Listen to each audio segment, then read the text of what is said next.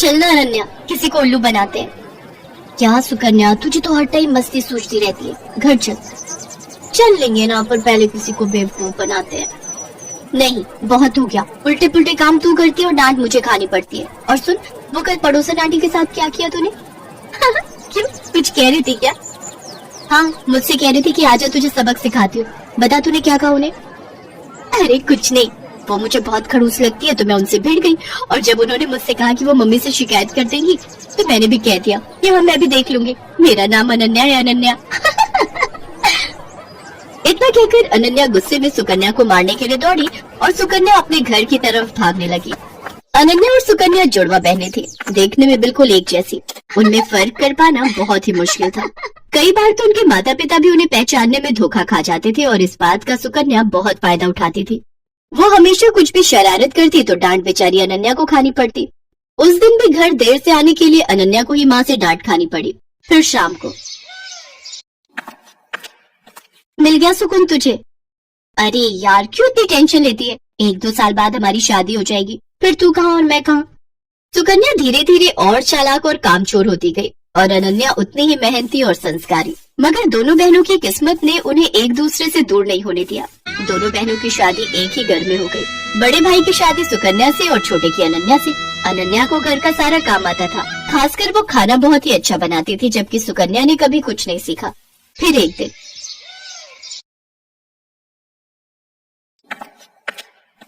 अरे बैठकर टीवी देख रही हो, पहले जाकर कपड़े तो धो लो। माँ जी, आप अनन्या को बोल दो ना, सुबह से मैं ही तो घर का सारा काम कर रही हूँ, बर्तन धोए और फिर खाना भी बनाया। अच्छा, सॉरी बेटा, मुझे लगा कि वो सब अनन्या ने किया है। नहीं नहीं माँ जी, सारे काम मैंने किए, वो तो बस अभी निकली है अपने कमरे से। अच्छा, रुको जरा, अभी खबर लेती हूँ उसकी। सरला गुस्से में अनन्या के पास गई जो झाड़ू लगा रही थी। दिन भर बस टीवी या फिर आराम, अब ये कोई टाइम है झाड़ू लगाने का? पर माँ जी। चुप हो जाओ, एक उसे देखो, अपनी बहन को, कितना काम करती है बेचारी। अपनी सास की बात सुनकर अनन्या समझ गई कि उसकी बहन सुकन्या ने उसकी सास को भी बेवकूफ बना दिया है। वो अपनी सास से कुछ नहीं बोली और चुपचाप झाड़ू लगाती रही। बेचारी अनन्या सुबह से शाम तक घर के सारे काम करती, लेकिन फिर भी उसे ही सास की डांट खानी पड़ती। फिर एक दिन, अरे बहू चल, मेरे साथ रसोई में आज मिलकर खाना बनाते हैं। ठीक है माँ जी, आप चलो, मैं आती हूँ। सरला रसोई की तरफ चली गई और सुकन्या सीधी अनन्या के कमरे में। अरे अनन्या, वो तुझे माँ जी बुला रही है खाना बनाने के लिए। अच्छा, बस अभी जाती हूँ।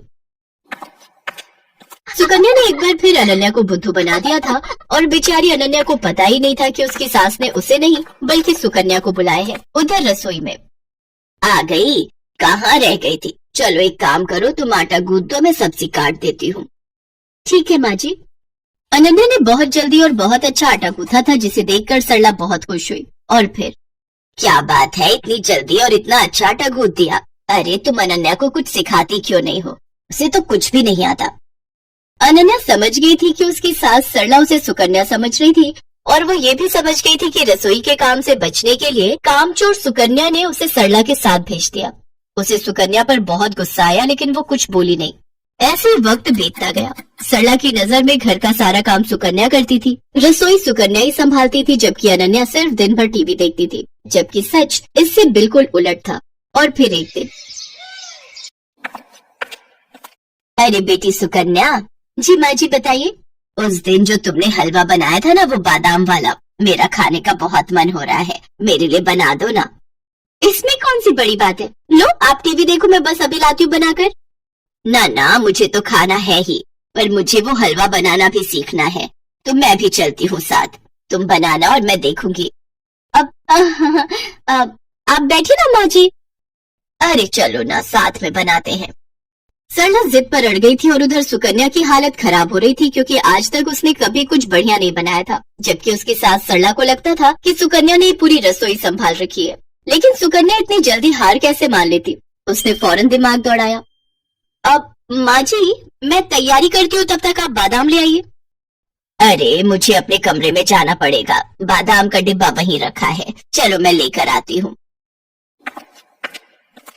जैसे सरला अपने कमरे की तरफ गई, तभी रसोई में अनन्या आ गई। उसने बिल्कुल सुकन्या जैसी साड़ी पहन रखी थी। तू जा, मैं देख लूंगी। पक्का ना? हाँ हाँ, मुझे पता है कि तुझे कितना हलवा बनाना आता है, जल्दी कर वरना माँ जी आ जाएंगी। अनन्या नहीं चाहती थी कि उसकी बहन को डांट पड़े, इसलिए वो सुकन्या बनकर रसोई में काम करने लगी। उसने अपनी सास को सुकन्या बनकर ही हलवा बनाना सिखाया। हलवा बहुत ही स्वादिष्ट बना था। सरला सुकन्या से बहुत खुश थी क्योंकि वो तो अनन्या को सुकन्या ही समझ रही थी। फिर जाते जाते सरला ने अनन्या से कहा, बेटी सुकन्या, तुम ना अपनी बहन को भी समझाओ, मुझे तो उसे देखते ही गुस्सा आ जाता है। बताओ, तुम दोनों एक ही माँ की कोख से जन्मी हो, लेकिन तुम में और उसमें कितना अंतर है। सरला की बात सुनकर अनन्या को बहुत दुख हुआ। वो अपनी सास से सब सच कहना चाहती थी, लेकिन फिर अपनी बहन के बारे में सोचकर चुप रह गई। अगली सुबह सुकन्या जैसे ही उठकर रसोई की तरफ आई तो उसकी सास सरला ने उसका हाथ पकड़ लिया। ये क्या कर रही है माँ जी? आज तुझे नहीं छोड़ूंगी। तूने मुझसे हमेशा झूठ बोला, तुझे कुछ नहीं आता और तूने हमेशा अपनी बहन की मेहनत को अपना बताकर आराम तलबी की, और वो बेचारी दिन भर रसोई और बाकी कामों में लगी रही, ऊपर से मेरी डांट भी चुपचाप सुनती रही। सरला लगातार सुकन्या को डांट रही थी, तभी सुकन्या ने फिर से झूठ बोलकर बचने की कोशिश की। नहीं माँ जी, मैं झूठ नहीं बोल रही, मैं तो खूब काम करती हूँ। कल रसोई में सारा दिन लगाकर आपके लिए हलवा बनाया था ना, तब तो आप भी वही थी। वही थी, इसीलिए सब कुछ जान सकी। तूने हलवा बनाया था तो जरा दिखा अपनी कलाई, जो कल कढ़ाई उतारते हुए जल गई थी। दिखा दिखा ना।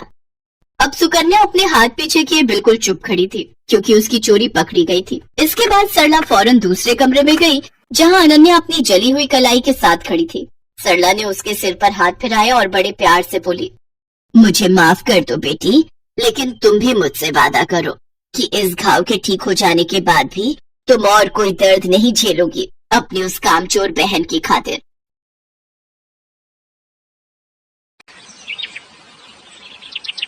जड़ी बूटी ले लो, बाल बढ़ाने वाली जड़ी बूटी, सिर्फ 5 रुपए में।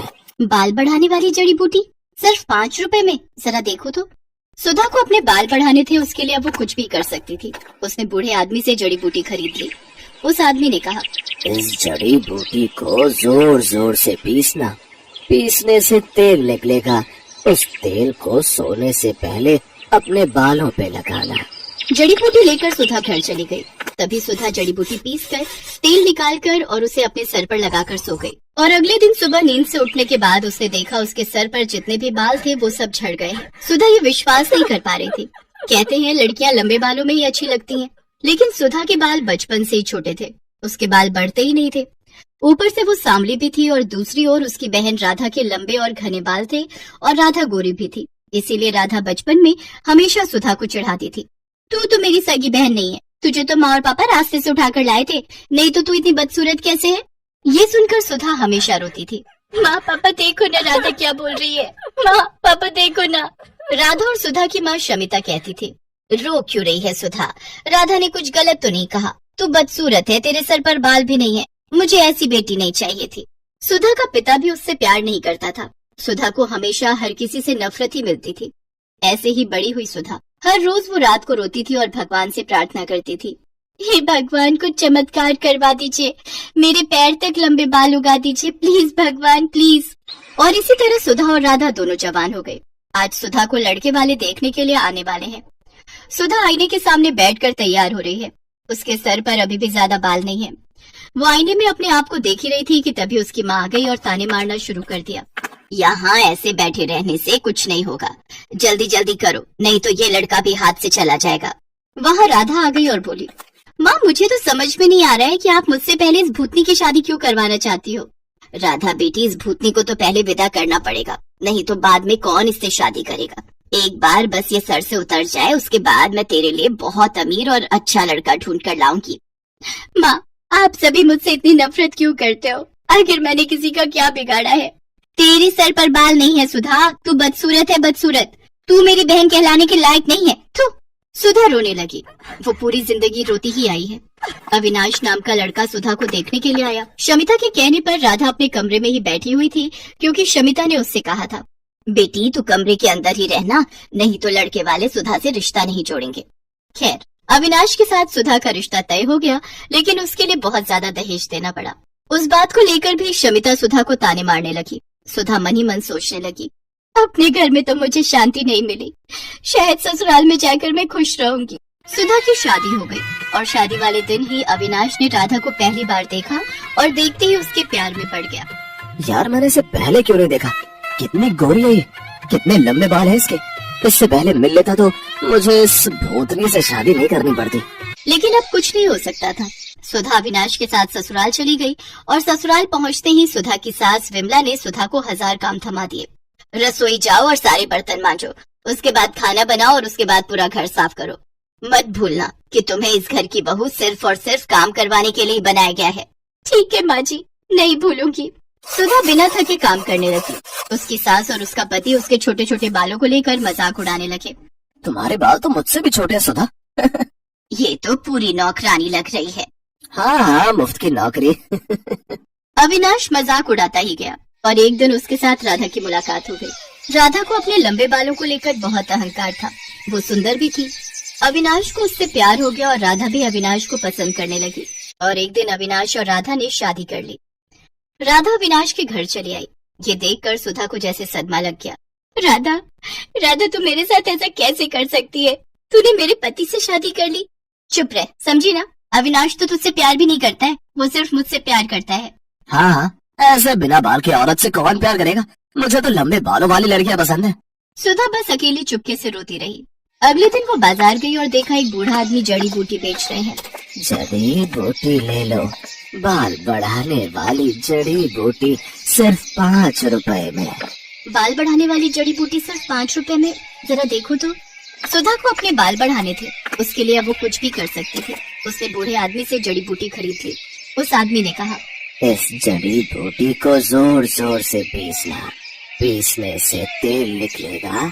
उस तेल को सोने से पहले अपने बालों पे लगाना। जड़ी बूटी लेकर सुधा घर चली गई। रात को सभी सो गए और तभी सुधा ने जड़ी बूटी पीसकर तेल निकाला और उसे अपने सिर पर लगाकर सो गई। और अगले दिन सुबह नींद से उठने के बाद उसने देखा उसके सर पर जितने भी बाल थे वो सब झड़ गए हैं। सुधा को जोर से रोना आ गया। ये क्या हो गया? मेरे सारे बाल झड़ गए, अब मैं क्या करूं? सुधा जोर जोर से रोने लगी और उसे इस हालत में अविनाश, विमला और राधा ने देख लिया। ये क्या, तू पूरी तरह से गंजी हो गई? छी, मैं देख नहीं पा रहा हूँ तुम्हारी तरफ, मुझे उल्टी आ रही है। सुधा, तुम निकलो यहाँ से। यहाँ तुम्हारी कोई जरूरत नहीं है। तुम इस घर में रहोगी तो इस घर का नाम बदनाम होगा। सभी ने मिलकर सुधा को घर से निकाल दिया। सुधा रोती हुई एक जंगल में चली गई। जंगल में वो एक पेड़ के नीचे बैठकर रोने लगी। उसी पेड़ पर एक पंछी रहती थी। उसने सुधा को रोते हुए देखकर कहा, तुम रो क्यों नहीं हो? सुधा ने उस पंछी को सब कुछ बताया। रो मत, ज्यादातर इंसान बुरे होते हैं, इसीलिए तो हम जंगल में रहते हैं। इस जंगल में सब कुछ है, बड़े से बड़ी बीमारी का इलाज है यहाँ। एक फल है, उसका रस निकालकर सर पर लगाने से बाल बड़े हो सकते हैं। सच? कहाँ मिलेगा मुझे वो फल? मैं लाती हूँ। उस पंछी ने कुछ ही देर में सुधा को फल ला कर दिया। उस फल का रस निकालकर सुधा ने सर पर लगाया और उसके बाल उगने लगे। उसके बाल सर से पैर तक आ गए, काले लंबे घने बाल, ठीक जैसा सुधा चाहती थी। सुधा ने पंछी से कहा, अच्छी पंछी, तुम्हारा बहुत बहुत धन्यवाद। मैं इस फल का रस लड़कियों को बेचना चाहती हूँ, उन लड़कियों को जिनके बाल नहीं उगते, ताकि उन्हें भी मेरी तरह परेशानियों का सामना न करना पड़े। सुधा जंगल से निकलकर फल का रस बेचने लगी और एक दिन उसे अविनाश और राधा ने देख लिया। तुम सुधा हो ना? हाँ, क्यों? अरे वाह, तुम्हारे इतने लंबे बाल कैसे हो गए? इस फल का रस निकालकर सर पर लगाने से। तुम बहुत खूबसूरत लग रही हो। क्या तुम मेरे साथ घर आना चाहोगी? ये सब देख और सुनकर राधा को जलन हो रही थी। उसने फल का रस लिया और पूरी बोतल अपने सर पर डाल दी, लेकिन उससे असर उल्टा हो गया। उसके सारे बाल झड़ गए और वो गंजी हो गई। ये क्या हुआ मेरे साथ? मैं गंजी हो गई। बहुत अच्छा हुआ, यही लालच का नतीजा है। बचपन से आज तक तूने मुझे चैन से जीने नहीं दिया, अब देख कैसा लगता है। और हाँ विनाश, मैं फालतू लोगों के साथ नहीं रहना चाहती, तुम रहो अपनी पत्नी के साथ। राधा का अहंकार मिट्टी में मिल गया। अविनाश को भी गंजी राधा के साथ ही रहना पड़ा और फल का रस बेचकर सुधा बहुत अमीर बन गई। चारों तरफ उसके बाल के चर्चे होने लगे और वो खुशी खुशी जिंदगी बिताने